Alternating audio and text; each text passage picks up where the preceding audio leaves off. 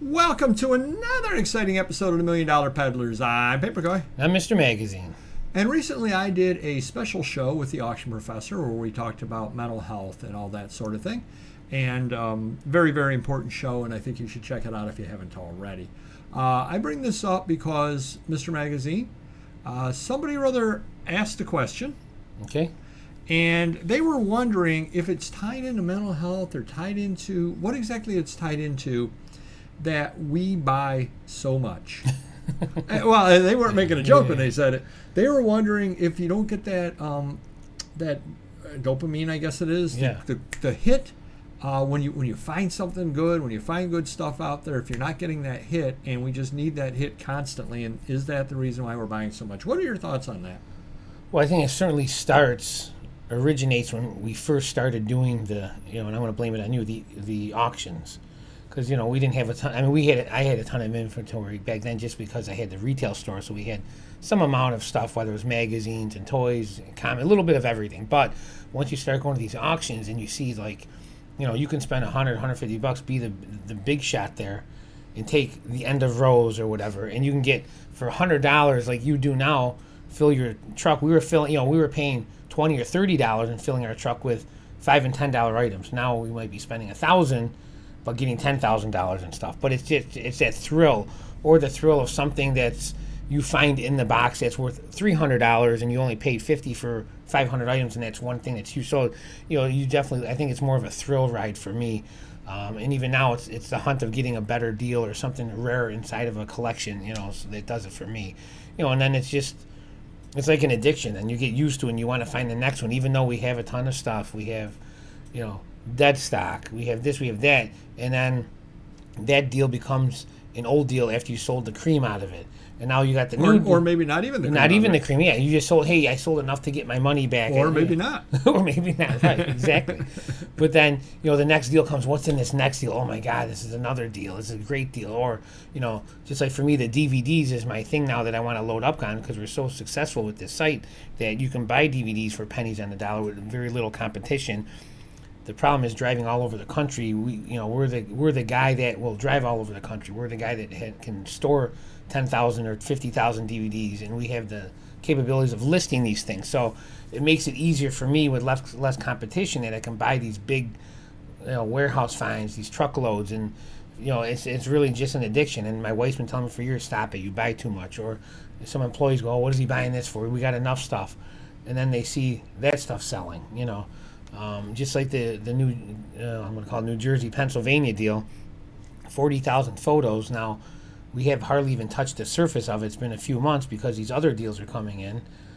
But it's great because we've just found a handful of cards and this and that to get, say we've already sold $20,000 worth in 2 months, haven't touched the surface. Well, I got 10% back already, and I still have all that, and little by little we just chip away, and then another deal comes in. So, yeah, for me, it's just an addiction, and I enjoy doing it. If you take that out of the equation, I'm not saying I wouldn't do the job, but it certainly wouldn't be as fun.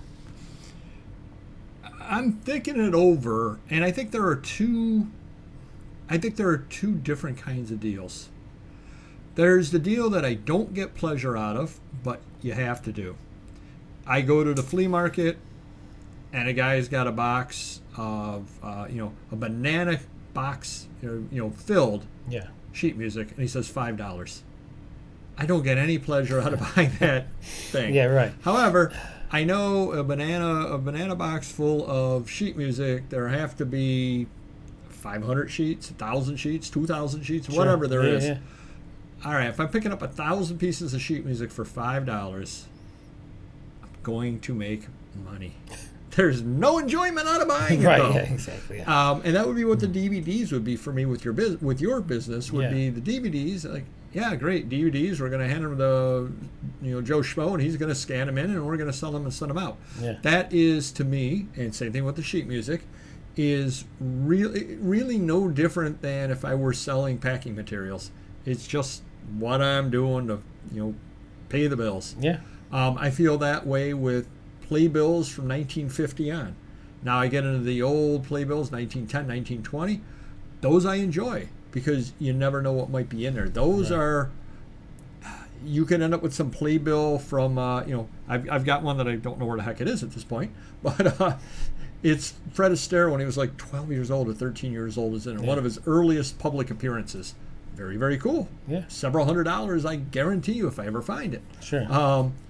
So stuff like that, those I get the rush out of. Yeah. The sheet music, I would not get the rush out of it. I just would not. So I guess I kind of break it down into two different areas. Again, I have to buy it because I'm going to make money, but it doesn't mean anything to me, and I'm just going to sell it.